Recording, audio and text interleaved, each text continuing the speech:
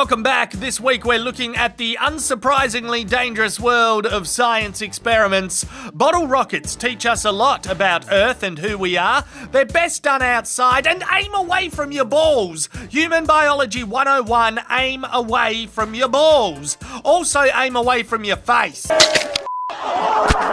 Is that a dad or a private school friend? Yeah, nah, don't let dads or private school mates oversee experiments. They are the least qualified people to do science with. That's an opinion though, to be fair, not a fact. Also, this is common decency. Make sure unqualified assistants are aware of the dangers of sciencing, especially on TV.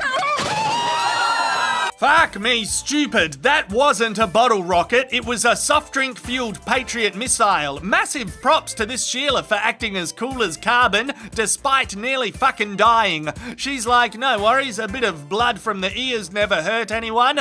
Meanwhile, old mate reckons that went well. She remains focused on her crippling tinnitus. Holy shit, he's pitching a DIY science book. Even the tree branch is yelling, shut the fuck up. Of course, he does not. Seriously, I think I'm deaf. This fella is sticking a soldering iron near his nose. What could go wrong?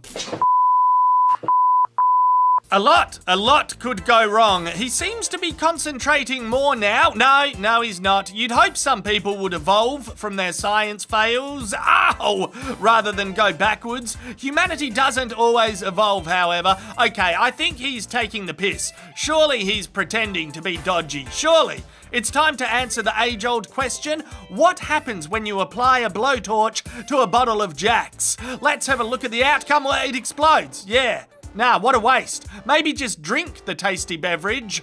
Evidently, this gentleman has been listening to Insane Clown Posse and needed a refresher on how magnets work. Fucking magnets, how do they work? Metal. The answer is metal, and it fucking hurts when dozens of bits of metal crush your fingers. Okay, we're in a lab with an actual science teacher, full safety gear, no stunts, no bottle rockets in the face, just good, controlled experimentation. That said, they seem to be setting balls of fire alight just below a sprinkler. Now look, I'm not a scientist, but my gut tells me that's not a good idea.